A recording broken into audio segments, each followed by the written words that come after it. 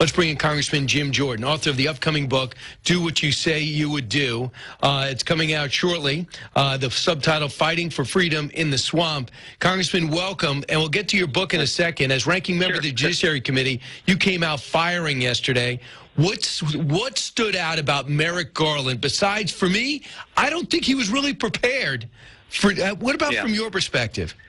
Yeah, well, I think two things. Remember the memo he sent just 5 days after a political organization asked the President of the United States to involve the FBI in local school board matters. 5 days later, he does exactly what that political organization asked for. What a turnaround. What a rapid turnaround that he did. In that memo, two things. Set up a direct line of communication for threat reporting, i.e. a snitch line on parents is what the FBI is engaging in with local law enforcement. And then I think the key takeaway was when we asked him, what was your basis for citing in your memo the, quote, uptick in violence happening at school board meetings? To school personnel? What was the data? What was the information? What was the evidence you reviewed? His only evidence was the school board letter sent 5 days earlier. So a political organization gets to make a claim to the president, and the FBI takes action 5 days later. And the end result is you're going to spy and have a snitch line on parents, and who knows what else they're going to do. So that, to me, was the key takeaway. And that just, again, shows how I think your opening statement was you were glad that Merrick Garland's on the Supreme Court. So am I. But it shows how political this Justice Department is. So what do you really think happened? What do you really think is going on? Pure politics. I think what really happened is the School Board Association, their political operatives, got together with folks at the White House, and they worked on drafting the letter in the first place. And then they said, now you send this letter, and then the Justice Department can take action. I think that's how it played out, because that's the pattern. Remember, a few months ago, Joe Biden criticized the Georgia election law, and shortly after that, what happened? Justice Department filed suit against the state of Georgia. Then we had more recently, President Biden speaks out against the Texas pro-life law, and 8 days after that, the Justice Department files suit against Texas.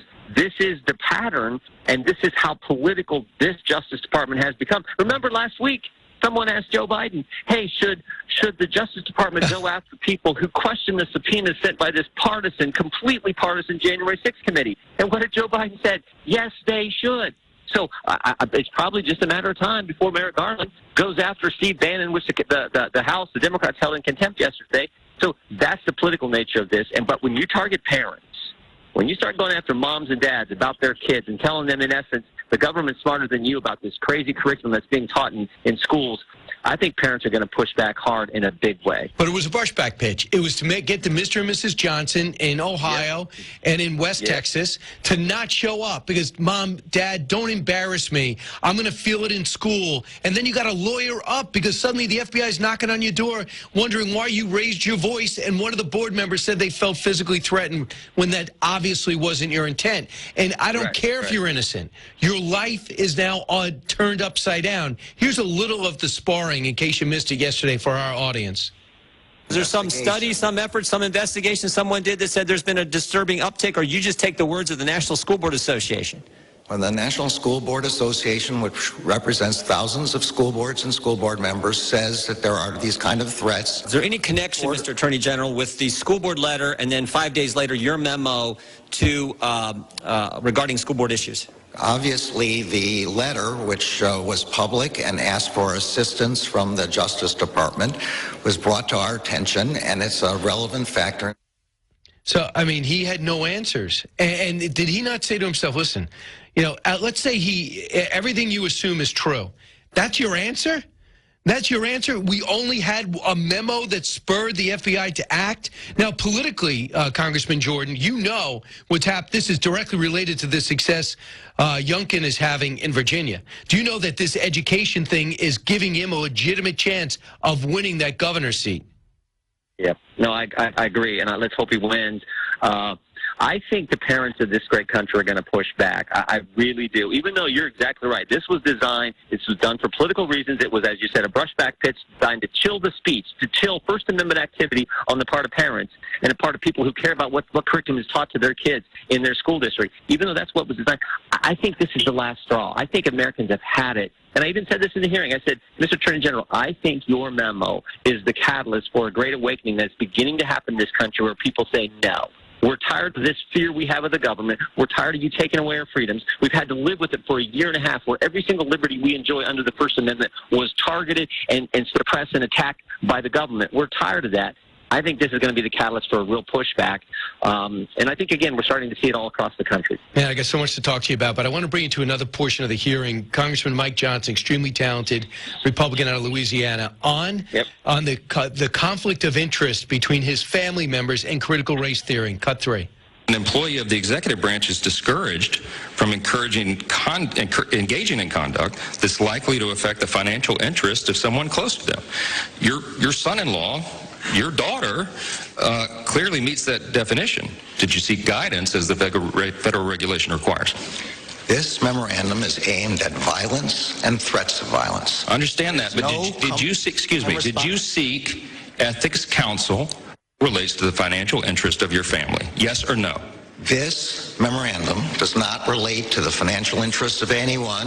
It's against. I take that as a no. I take that as a no. And I should have framed that up better. What these parents are upset against is critical race theory. And guess who's selling curriculum on critical race theory?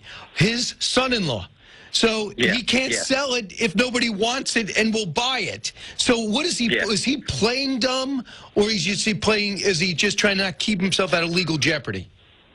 Well, no, here's the key takeaway. He didn't consult the ethics council as you're required to do if something activity you engage in is going to benefit someone in your family. He did not consult ethics council, and he did not consult any evidence but the school board. That's the takeaway from yesterday's hearing. And it's driven by this concern Americans have with critical race theory, which is this racist, hate America curriculum that they don't want their children taught. And frankly, no one should want their kids taught this stuff. So that's the takeaway here. He didn't consult ethics council as he should have, because his son-in-law, Panorama, as a company, benefits hugely from this stuff being taught in school districts around the country. Didn't consult ethics council, didn't consult any evidence, but what was presented to him by the partisan left-wing political organization, the National School Boards Association. That is the activity going on, but the top law enforcement officer in our country, that's what concerns people so much.